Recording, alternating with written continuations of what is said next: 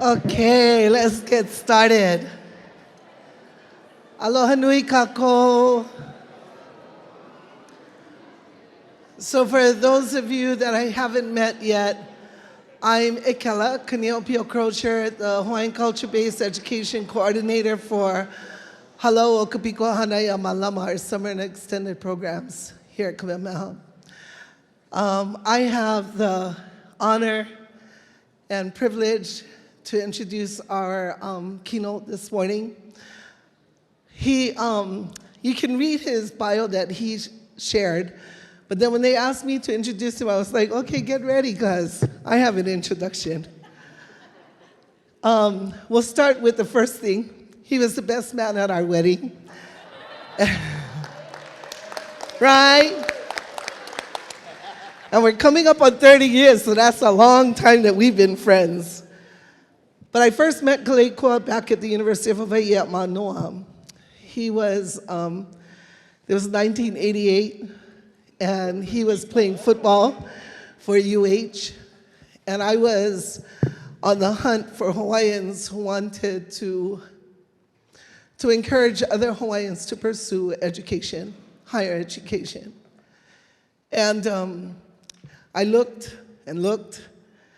and 5 came forward and said, we want to do it.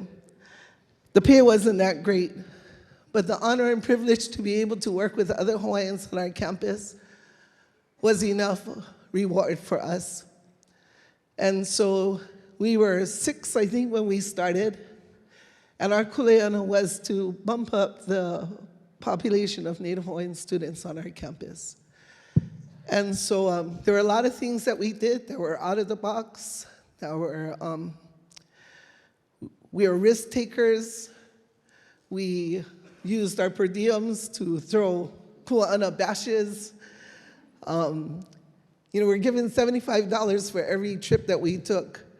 And we put all that $75 from each of us into a pot. And we bought turkeys, and we made imu, and we brought Hawaiians together to be a part of Hawaiians that would change the face of the nation at our campus. I am honored to call Kaleikoa my friend, but also a partner in the movement to ensure that Hawaiians have a place in Hawaii to lead. And he's never stopped since then, 1988.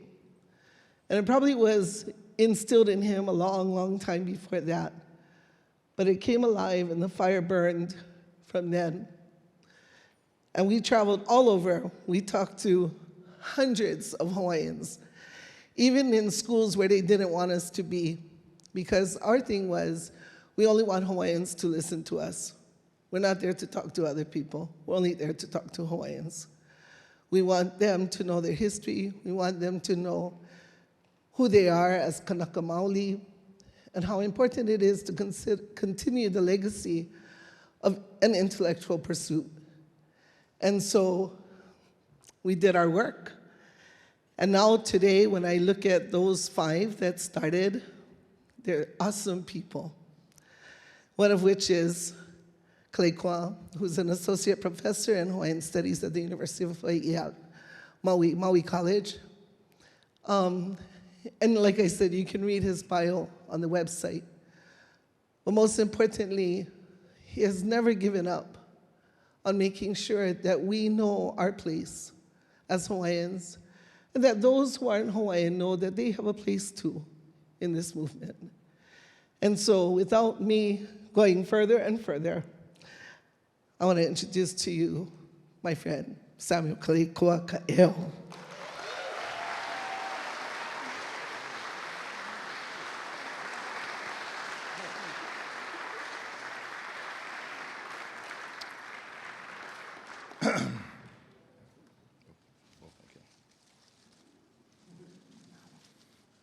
O ke kane hua vai a kua ke nā o ka linaka wai o uluai. O ka huli huka o lua o pai ai ki au ka mana e au lolo o te pō o piha piha. o piha o piha e, o piha o te to'o honua pa'ai kalani. O lewa te au, ya kumuli po kapo, po no. E alau au malama mo ele kana ka iluna ua kai oko hakula, ka hoakale. Nau i oe kau puava uiri puava ke amoa kane moa hini mai ke nā kau lele kalani. O au ke liu e ke aka. O ke aka no ia mai tahiti tu tahiti mo mai tahiti tapatapo a kane. E ia mai ka pule ko aha e ke akua. Ya nai ia oe ke akua. E o lano e mama ua noa. Aloha nui kako, ka weli ana ia ukua pao, mahalo nui ia oe e kela no ke kono ana mai.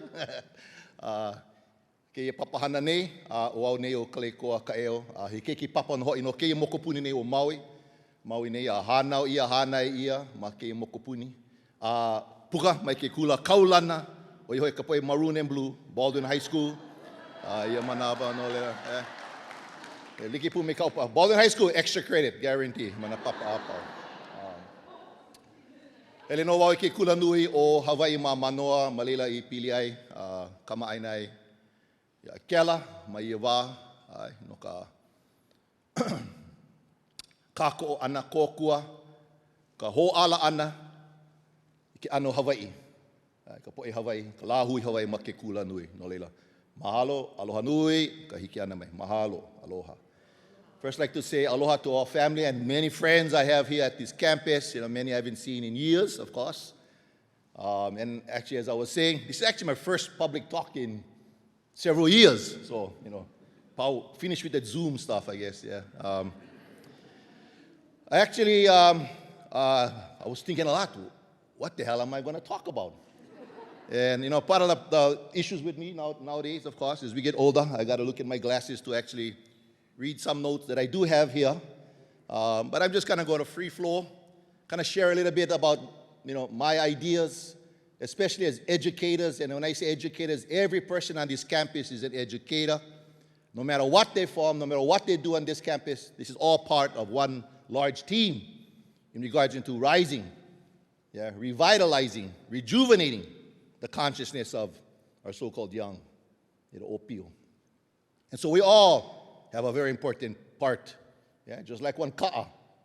When you fix your car, one spark plug off, that thing don't run too good. One tire flat, it ain't gonna go anywhere. So in the same way, all pieces of that car has to be synchronized and moving in the same way so that car can move. And maybe I should use va'a instead as a better metaphor, but I'm just gonna.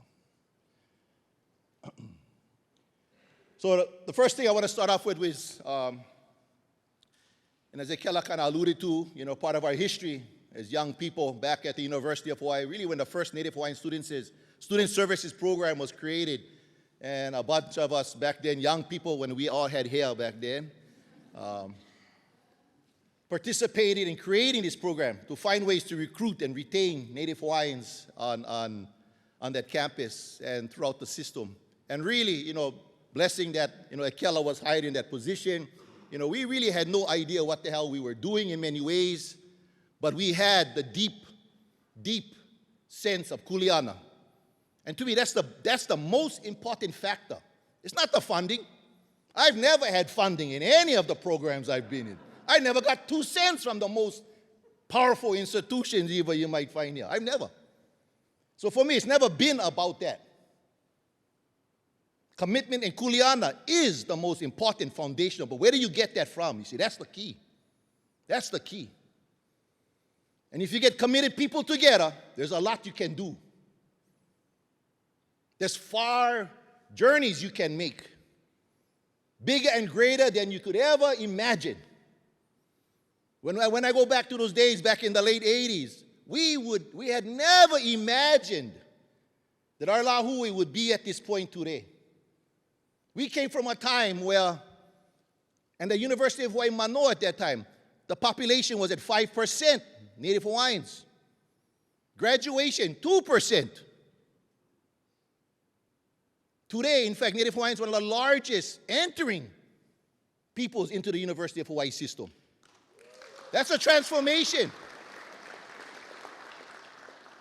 We come from a time when just to talk about Hawaiians in higher education, we had to convince the counselors it was important. And yes, did we have to grovel and beg? Yes, we did. But we knew the destination. See, that's the point. And this is really what I want us to think about. The destination. When you talk about narrative, it's really about the trajectory. It's about the destination.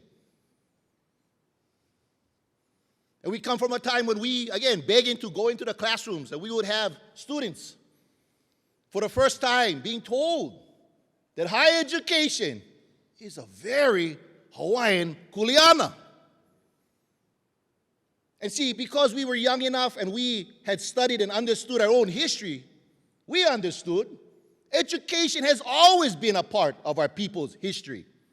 But somewhere down the line, that knowledge of self was robbed from our brains and replaced with these ideas that somehow higher education was not important.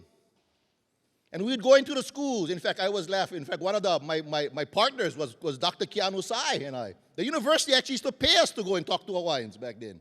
Well, you want to call it pay. I don't know. I think we shared 20-hour student pay, so we had 10 hours each.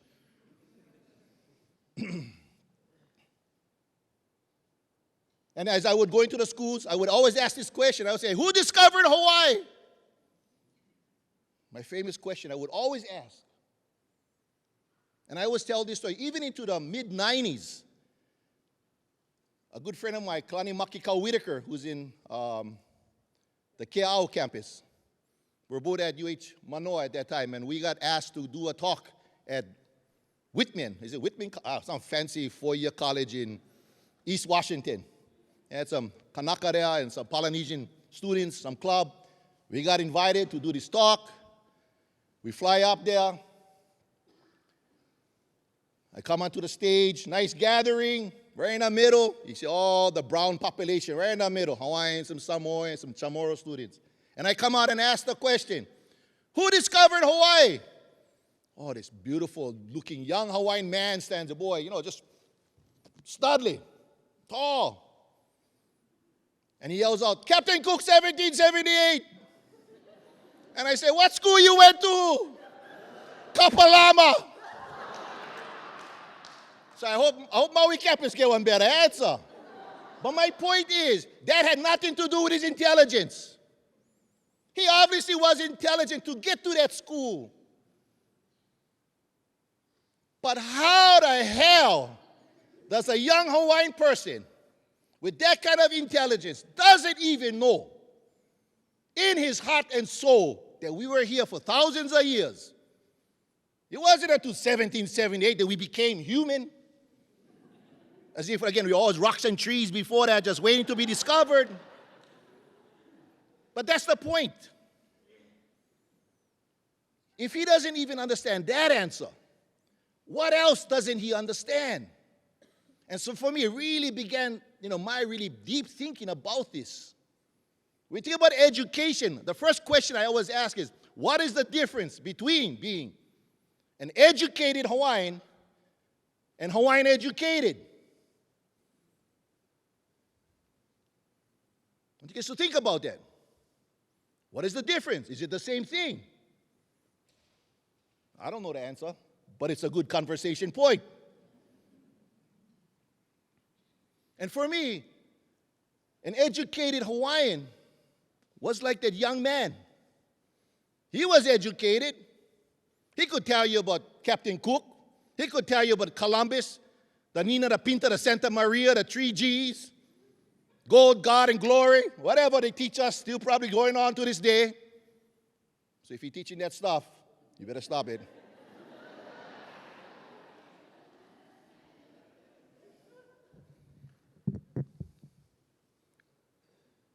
That's being educated. Highest SAT scores, that's educated. Going to Stanford, that's educated. That's good. But to me, if you're not Hawaiian educated, you see, where the hell are you going? Who are you serving? Who are you benefiting?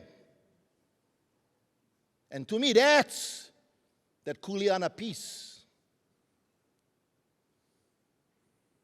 And I always use the example like the va'a again. Many times in these schools and institutions, we think it's like teaching somebody to paddle.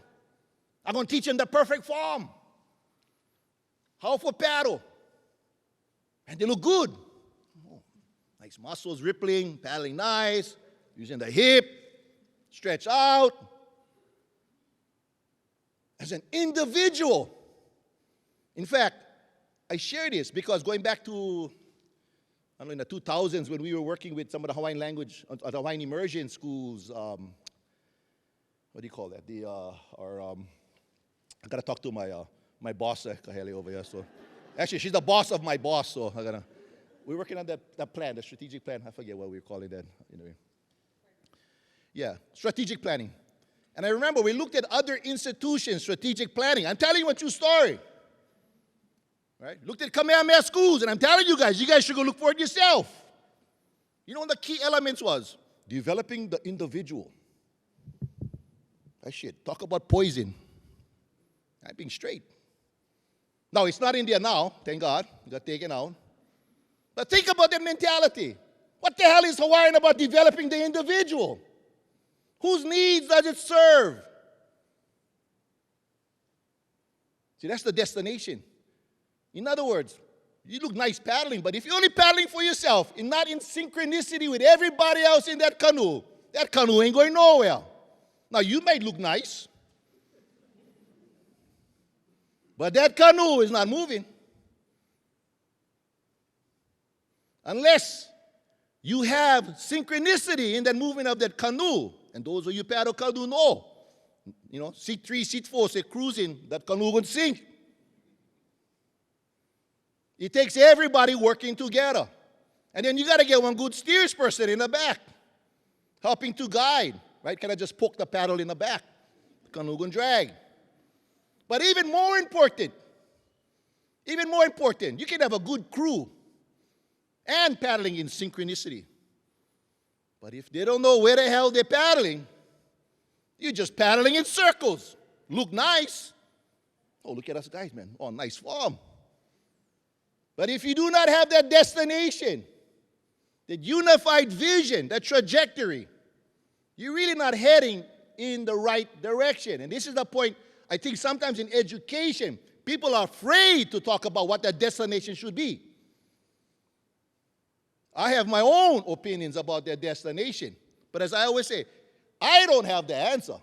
But I know all of us, we together can find that answer. Is it about just getting good jobs? Is it about getting into a good college? That it? Is that what this whole education is about? You can cheer, rah, rah, rah, pawahi all your life, but what the hell was her vision, you think? That was it. So you can put a nice aloha shirt, which I actually did to come to the school today. I hope get something deeper and better. And for me, it's always been about revitalizing, restoring, re-empowering our people so we can determine for ourselves our destination. I really don't care what non-Hawaiians think about where we need to go as a people. I'll be straight up and say, I never have. Because I don't think we got the same destination from the very beginning. I mean, they may try to confuse us. Their heroes become our heroes. Oh, look, George Washington, what a great guy. Really? You know how many, he was the largest slave owner during his time? He's a great hero. But funny, they don't teach that part of history. See, there's a thing about understanding history. For me, truth has always been the most important aspect, not somebody's narrative. They're going to teach us, oh yeah, freedom, liberty for all. Really? Freedom and liberty for all? You know that history? Or you just got a slice of that history? You can start off with the coming of supposed Columbus. Even to this day, when you educate, they still teach that bullshit crap, about Columbus. Oh, he proved the world was flat. No, he didn't. Any historian can tell you that. They already knew the world was round by the time he set sail. Oh, he discovered new lands. He didn't discover new lands. It was filled with millions of people. Tainos and Arawaks and other so-called Caribbeans. He didn't even know he discovered supposedly a new lands either. He thought he was still in Asia until the time he died. He was no hero. In fact, he ended up his life in jail. But they don't teach you none of that stuff. How come? Because somebody wants to teach you a particular narrative. You see, that's like going back to the idea of narrative. What is that narrative?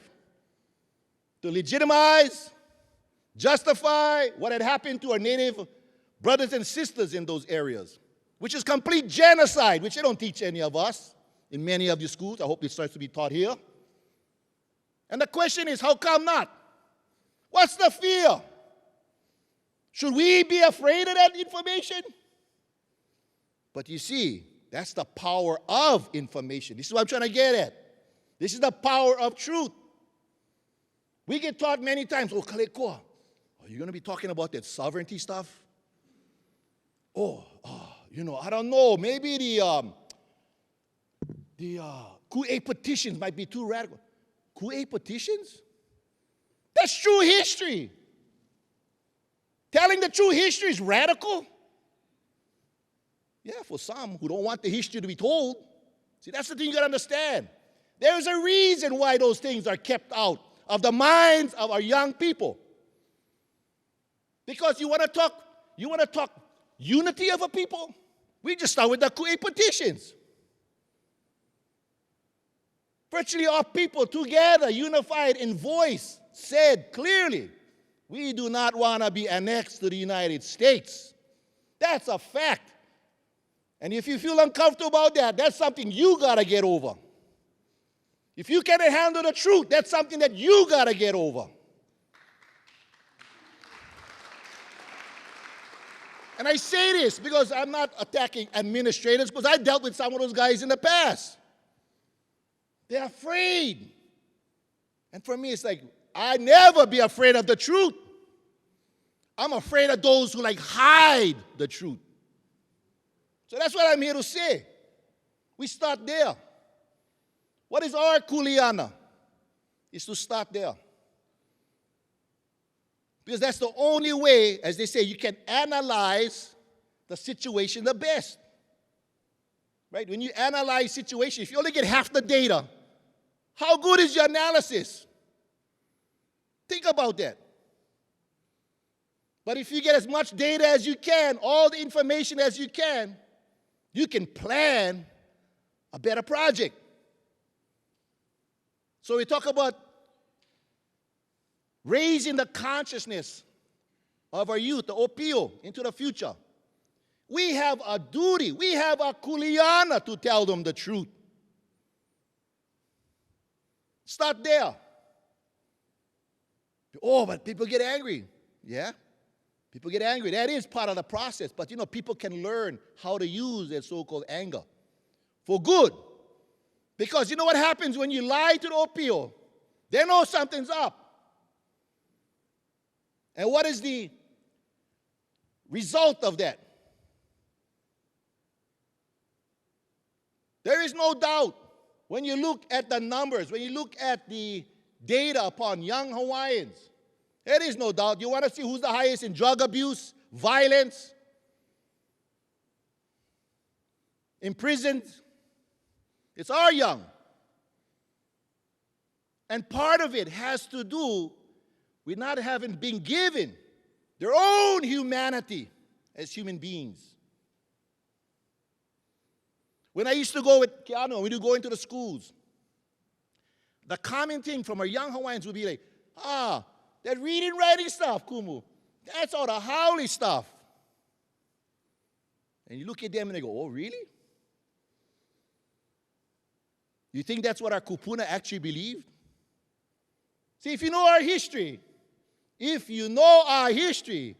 you know that's a total fabricated lie. From the coming of the first even missionaries when they first came, supposedly to teach our people to read and write. And I use the word supposedly. Because yes, they helped to develop the alphabet system. They helped to develop some of the first materials to teach reading and writing. That's why we have the P-A-Pa, B-A-Ba, yeah, the Hawaiian alphabet. But you can read accounts even before the missionaries would arrive in the next valley to spread their word, to teach the Hawaiians to read. They were already reading. Hawaiians had developed this keen desire to use this technology to read and write on themselves. And what's interesting, there's some accounts of they would share one book. Yeah, you get 4 people reading off one book. So one guy would read the regular way. The other guy on the opposite side learned to read upside down. The one on this side learned, so what they did was they learned to read from their perspective. But the point I'm trying to say, that is part of our history. And in one generation later, during the time of Kaleikoa Kaʻeo, Kamehameha III, right? Hawaii started to look at themselves not as someone that was trying to assimilate really to the educational systems of the world, but they started to see themselves as the leaders of education, not just in our world, but across the world. And therefore we became, if not the, one of the highest literate societies in the world. Here, this little kingdom in the middle of the Pacific, that's our kupuna. In 1839, the first Declaration of Rights, put on paper, in Lahaina, at Moku'ula, under a little, not ko, one of those trees, sorry. 1840, the first Hawaiian Constitution.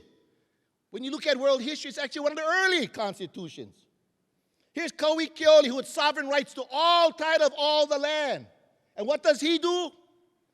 He said, all land belongs to who? A third for him and the government, a third for the ali'i, the chiefs, and a third for the hoa maka'ainana, the people of the land.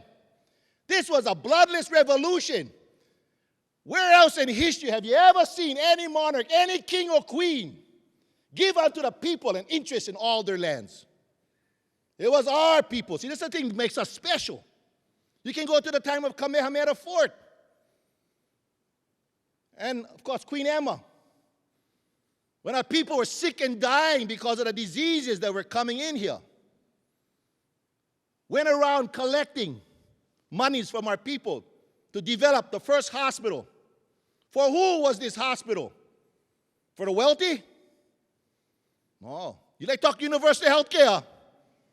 It was here first. You like to talk compulsory education? It was here first. When Hawaiians developed under Kamehameha III the educational system, who could be educated? Anyone between 4 and 15, male and female.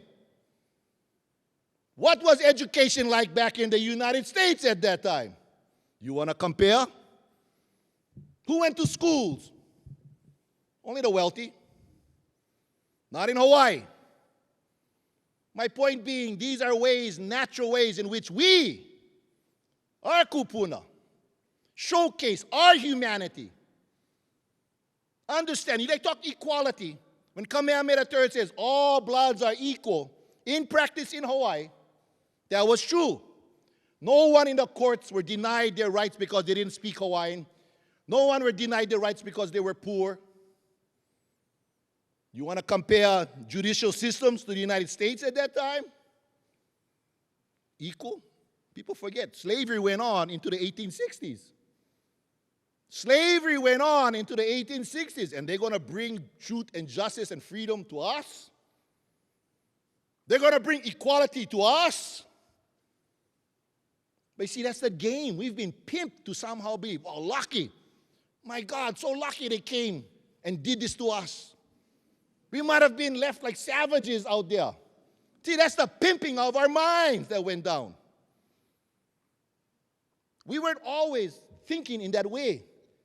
The big question is, how did we get that way? What institution created the means and policies by which we went from a people who saw ourselves subjective in history, created our reality, saw ourselves as leaders in the world, which is true. Go read the accounts with Kaleikoa. Kaleikoa didn't travel the world thinking like, wow, check out these guys, man. Kaleikoa was around going, wow, you guys pretty good. We get it better. When Kaleikoa even goes to Europe, he liked to say in his back pocket, he had a copy of the Kumulipo. Because in Europe at that time, the great scientific discovery, of course, natural selection, yeah, so-called Darwin, he was the big hero. Evolutionary principles. Because Kaleikoa goes there and goes, huh? You discovered that? Oh, no. Our people already understood the scientific ideas way before Darwin. In fact, like many native peoples, we already understood principles of evolution. That's not something they gave to us. That's not civilizing our people.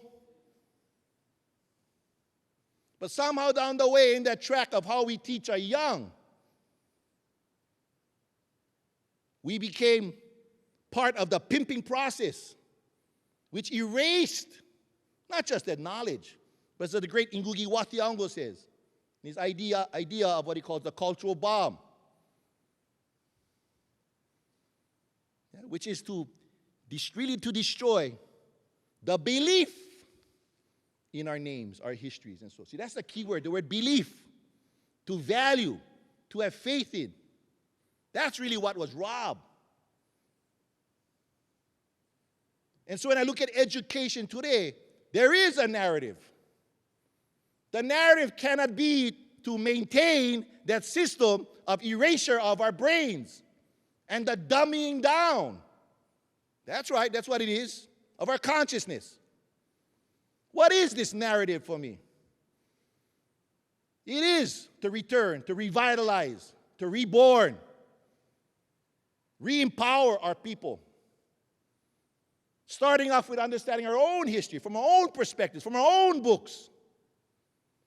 I really don't care what somebody in California has to say about Hawaiian history, because that's some of the textbooks you see in the schools to this day. Why the hell are people buying textbooks from Texas to tell us about our Hawaiian history? Unless there's an agenda. You see, that's the point. The first agenda is to deny that we have our own history, to deny that we are our own people, our own language, our own stories, our own mythologies. I mean, I can start off here. How many of us can tell me the story of Rumpelstiltskin, Sleeping Beauty, Snow White, the Alamo, Davy Crockett, whatever? How about Kamai Kamahi'ai? How about Kamapua'a? How about Hiaka Kapoleopele? Namako Kapo'o? How many of these stories that we know? And how come? You can tell me about Three Little Pigs.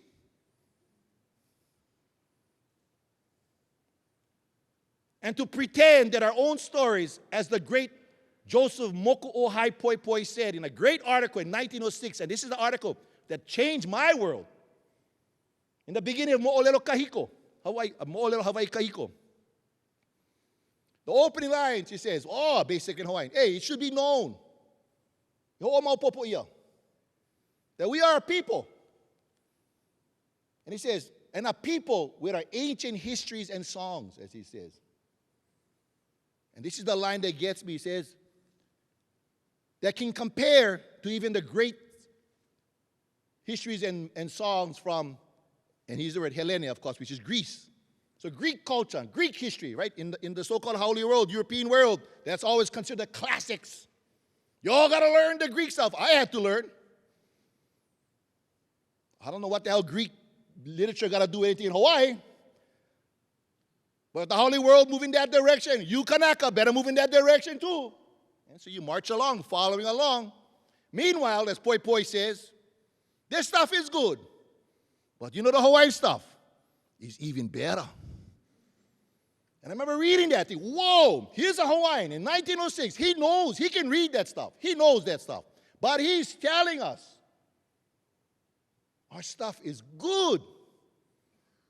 And when that even better stuff, for me, it blew my mind in regards to, because we had been taught in the mythology, there was always this idea like, wow, they have all the knowledge. They have all the great literature. They have all the great history, man. I wish we could be like them. That's not what Poi Poi is saying. Poi Poi is saying, oh no, our stuff is good, even better. And it really changed my mind to understand why I needed to understand and know our own stories and histories and mele and poems. Because within that is our intelligence, our wow, as we say. How to treat another human being. You think it's just by chance our ali'i understood that everyone had a right to the land? Or that water, through like the Kuleana Act, was part and parcel, and the right to access and gather were part of your ownership of land?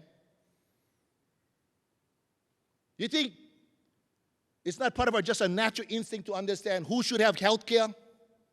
But all of us? Who should be educated? But all of us? See, that's intelligence of humanity. I repeat, that is intelligence of humanity. That was not something that was brought here, but something that comes here. So when I think about destination, when I think about this narrative, for me, this is what this narrative is about. Is recognizing from the beginning that how someone in Oklahoma and Iowa and maybe California sees what the value of education might be for them. It's not necessarily what is best for our people. And all you got to do is look at the data and statistics, especially in the public schools. Hawaiians and Pacific Islanders are at the bottom. I repeat, Hawaiian and Pacific Islanders are at the bottom.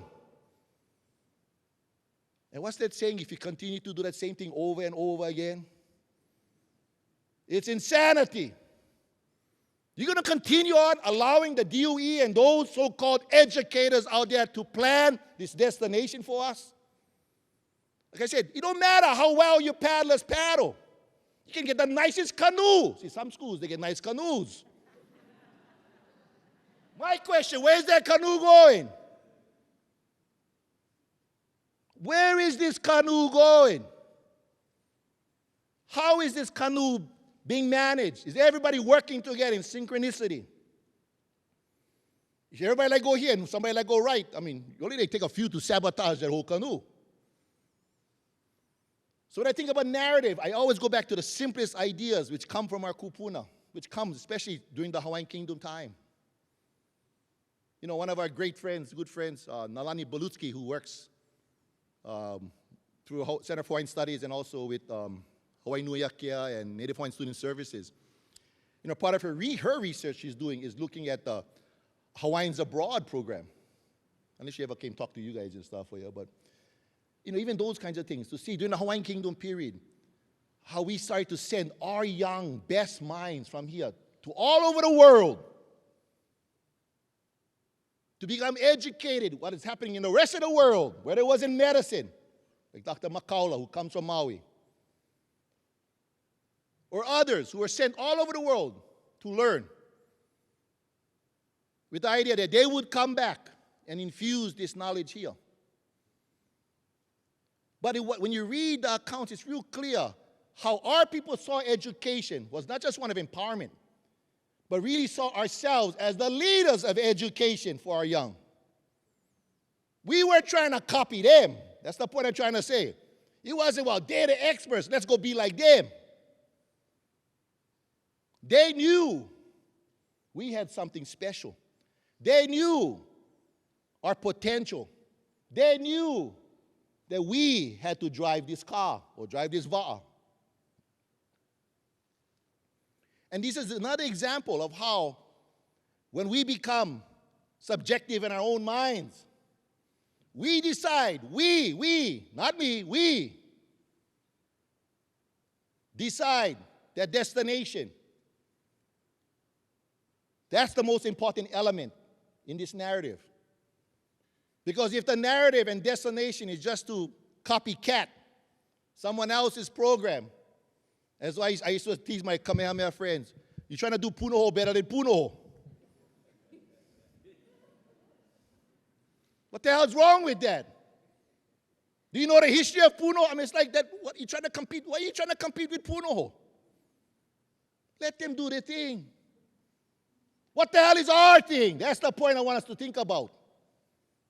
Why even compare? See, like Poi Poi. Poi Poi wasn't trying to compare. Poi Poi understood what we have. But we've been pimped out of our minds to somehow believe what we actually have is not worth it, is not valued, it's not as important. Because if it doesn't measure in their world, oh, it's not as important. And this is a common game that's played, especially at the university level. I mean, we can look at the struggle over Mauna Kea as a good example.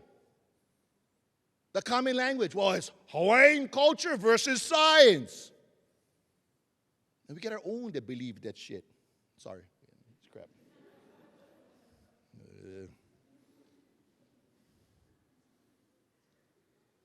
O ke awi kahuli vela ta honua. That's the opening lines of the Kumulipo. O ke au I kahuli. Au. Au. Time. Space. Space, time, space. Now, you science people, the antenna should be coming up. Who talk time, space, time? Einstein. I mean, they give a big, wow, that's a mean concept. Our people understood that already. Our opening lines is scientific. Okeawi kahuli vela kahonua. Everybody get you guys' hands like this. Eh? Put your hands together. Wrap them real hard. When you wrap them real hard, what do you get? Heat, energy. From the foundations, the earliest, what makes everything in the universe is energy. Is that a scientific concept? Is that what science tells us today? That's the fourth word in the Kumulipo. And you have been filled with some kind of confusion. Essentially, we have been filled with confusion to believe, even accept that there's an argument. You think Mauna Kea is about being anti-science? I say we do the science better than their science. Because as the great Gandhi said, one of the 7 sins is science without humanity. I repeat, science without humanity. You know, Rangalap, Inuwatak, Bikini Atoll, that's all science.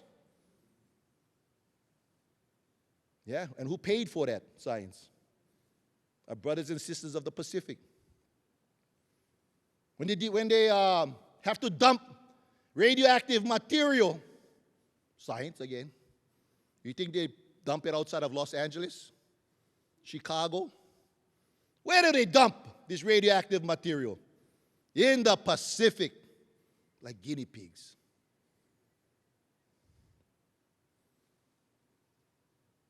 I don't know who was the big brain that developed plastic bottles. That's science. So just because you can, it's in Hawaiian thinking, you got to think twice, make sure it's good. That is Hawaiian science. It's not simply I can, therefore I just go and do.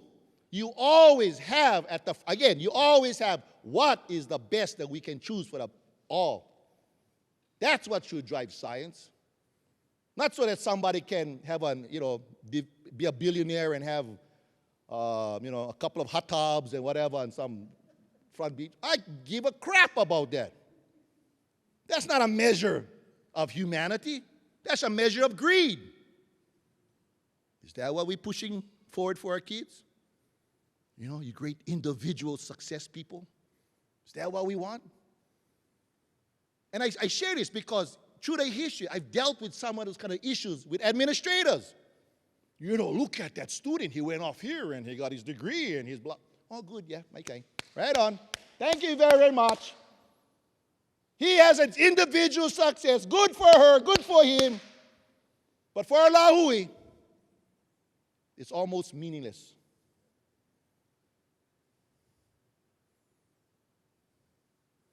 Man, what could that mind have done with our people? And how come when that child was young, that wasn't impressed on him to understand that foundation of our culture, the na'awao of our culture, has always been the lokahi, has always been laulima, has always been kaulike.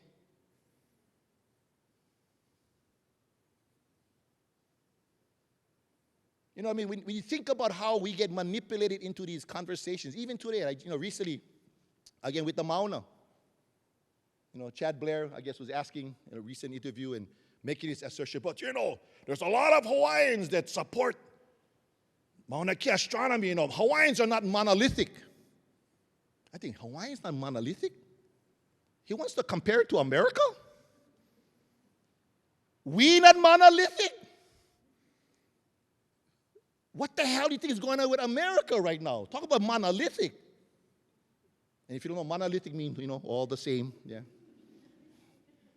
But you see how they judge us when they don't even look at their own, as they say, underwear, all dirty and stink. But they tell us how to use what kind of underwear we should use. And this is part of this narrative. Never accept that they are the normal. Never accept that they know better than us. Or somehow that they can assess us. Or they can measure us. Like I said, I can give a damn what somebody tests in Oklahoma on the SAT. Their destination and ours, very different. But if you get stuck in that assessment, you get stuck in that measure, you're only following their plan. You're only following their goals. I mean, it might look good on data, but who are you reporting the data to? Is it coming back to our community? Is it showing our community? And I better check my time, sorry. I'm going to go over here. Double check. Oh, let me just end, I see, but with 3 things. When I think about the mission, the kuleana of educators today, and I like to keep things simple. I call it the 3 E's, as I call them right now. The first is engage. We got to teach our young to engage in this world. Meet it face on. Not be afraid, not to cower, not to ever feel you less than. But we are part of this human family. And we should stand as a human being. We should speak our language. We should share and proclaim our history. Walk and talk on this land as we are the people of this land. We're not just a host. Think of what is a host. The host when you walk in the restaurant, the person does what? Come on in, sit right there. Is that who we are? He said even how we use language, we got to be thinking about that. That's why I hate that word. Not the host. We're the oiwi of this place. The kama'aina. And we need to live and exist in this place as that. See, their goal is to make us forget that. Those who exploit and benefit of our oppression, our lack of self-determination, our lack of unity and re-education, benefit off of that. And who's going to fix that? You see, that's the point, the bigger point. They're going to fix it. Their educational plans are going to fix it. Some CEO from that company and that company and that company, they're going to decide the policy that's going to fix it for us. You see, I'm pointing to. You'd be a fool to believe that. So we got to teach our people to engage, not just, as I call, feel-good history. It's not just, oh, look at our kupuna, I feel good, and you're going down the same path anyway. As the great Amos Wilson says, you're going to feel happy and you're going to die happy, but without any power and any change or transformation. That's what I'm for. I'm not just here to be happy. I'm here to transform. I'm here to change. I'm here to better. I'm here for us to go down our narrative, our destination. So we teach the past. It has to be one that empowers our people today. So they engage in the world today, not afraid, not less than, but as full human beings in this world. Only we can humanize ourselves. They can never make us become who we need to be. And the second is endure. We got to teach our kids to be tenacious. Suck it up, to be tough, to be strong. You fall down, get up again. And just because you don't have, it doesn't mean you're any less. So that hope of understanding, yes, we struggle. But even the great Kamehameha said, I mua e nā pōki'i. You never say, inui ka wai momona. What he said? Ka wai ava ava. It's not going to be easy. To get where you need to go, it's going to cost pain. It might hurt. But we do it for who? For our kaikaina, our mo'opuna to come. That's who we're doing this for.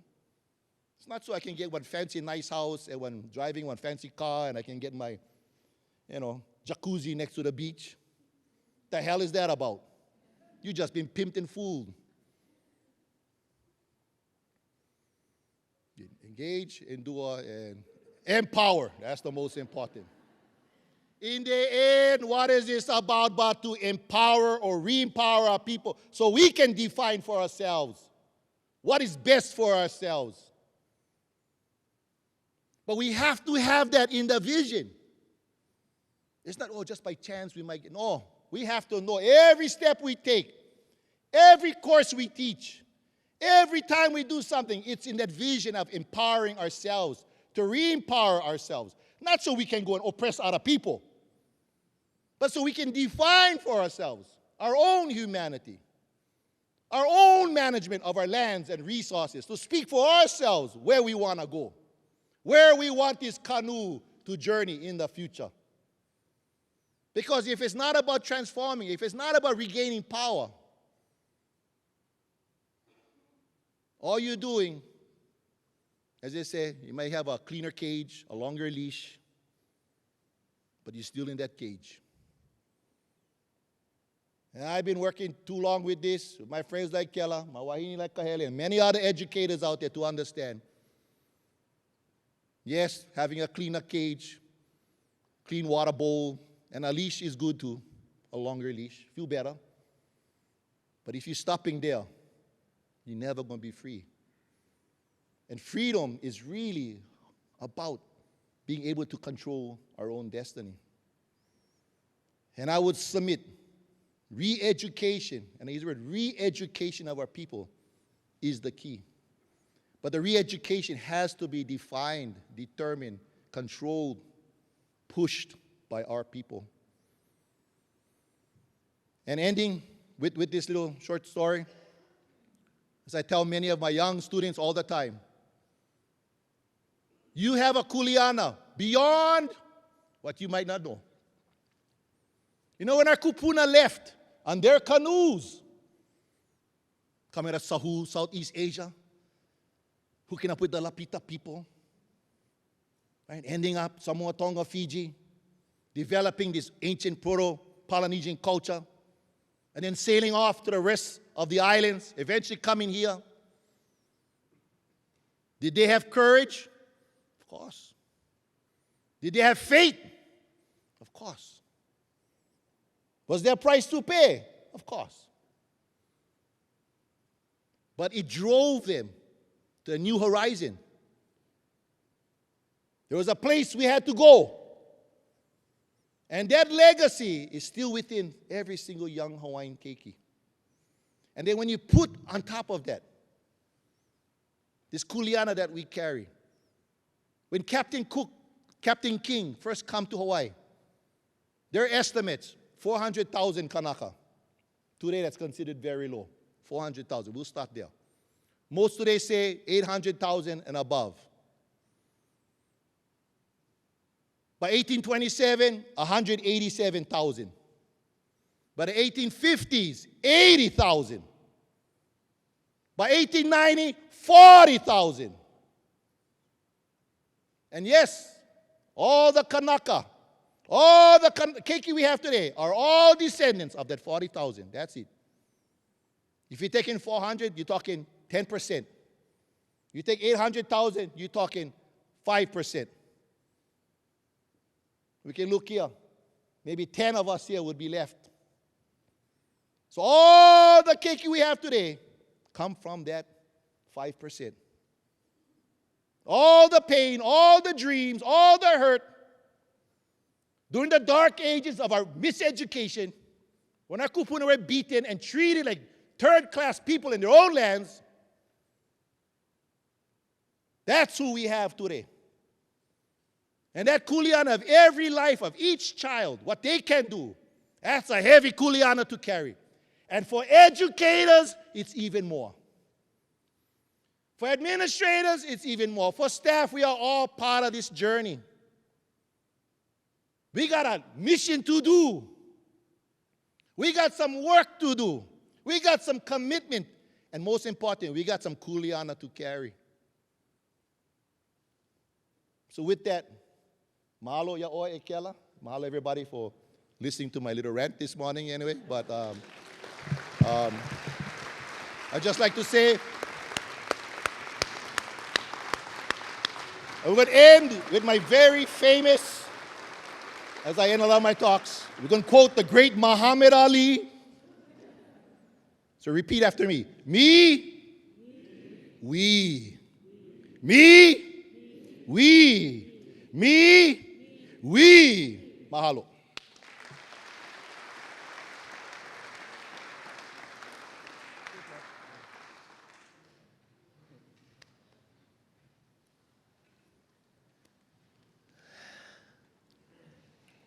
How's everybody?